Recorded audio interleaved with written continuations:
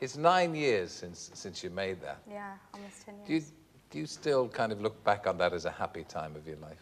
Probably the best time of my life. It was the first experiences that really showed me how to grow up. I learned a lot of lessons, and it was a really happy time. Did you? You made friends on the set. You thought, I mean, you were young enough to think of E.T. as a real alien, as a real person. Yeah. Oh, I believed he was one of my best friends in the whole world, and sometimes I still think he is, but he was really important to me. Did you go and talk to the dummy and as if it was a real person? Yeah, I would eat my lunch with him every day. I mean, you were a mature 6 when you made the film. I mean, had you had a lot of acting experience before that? Yeah, I had done 1 feature film, maybe 3 or 4 TV movies, and about 20 commercials. How old were you when you started? I was 11 months when I started. I mean, did your mother want you to be an actress? Well, a friend suggested that she take me on this audition when I was 11 months for a Puppy Chow commercial. And I went in and the dog bit me on the nose. And everybody freaked and like stood still, and I started laughing, and I got the commercial. So after that, I just continued to do some commercials, and I did some TV movies, and I was about 4, and I was staring at the TV, and I said something about this is my life, and she explained to me that maybe, you know, it was too difficult for me, and I said, no, this is what I want to do. So knowing that I wanted it so much, because she didn't want it for me, she just wanted me to be happy. But when she understood that it was what I wanted, she helped me a lot. Well, you're a Barrymore. I mean, you come from such a long dynasty of actors and actresses. Yeah, but I didn't understand that when I was little. My name was just my last name, and I was explained many times that my family was a very big acting family and the Shakespearean theater, but I never really understood. And then as I got older, my mother would show me more work of my family. Of course, your progress downhill from the time you were about 9 has been pretty well documented, but in a sense, it's good to hear it again because it can be a lesson and it can help other young people. I mean, how old were you when you first had alcohol? 9.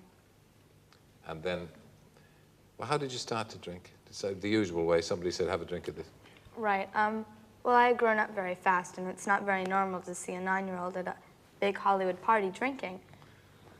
And it looks a little weird, and people were laughing and just saying, you know, I dare you to do this, and I did, and I got really drunk, and it was such a scary, frightening feeling, yet it was such an escape from everything else in the world that I had a very liking to it, and... Do you think that because it ran in the family? Because, I mean, there were generations of Barrymores who were keen on the drink. Yeah, my whole family was definitely, they were all drinkers, and they abused it, and they say it's hereditary, and I'm sure it is, because I have a long list of it. But, and what about the drugs?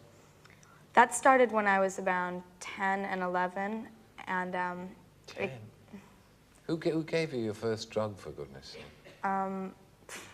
As I said then, they were friends, but they weren't really friends. And to me, it just seemed normal. All the people I were around did it, and I thought it was a way of life that was just normal to be living. But I mean, the people you were around weren't the same age as you, they weren't? No, I always had older friends. I was always with a very advanced, older crowd from when I was about 6. How did you feel? You must have felt, they must have made you feel good. Yeah. It did. It was that great escape that you look for when you're younger, or actually at any age in your lifetime, you look for that escape to get away from your problems in life. And when you do drugs, your problems in normal life seem so much bigger that you just, you know, you kind of do more just to get away from them. It's a complete downward spiral. It's a complete downhill cycle that you just get caught up into, and either you make it out or you don't, and it's very scary. And you went for the treatment, but that you had setbacks, and you did some crazy things when you came out of treatment. Yeah, I did. At first I was clean, but I was off drugs, but I still had the same behavior and was still doing the same things.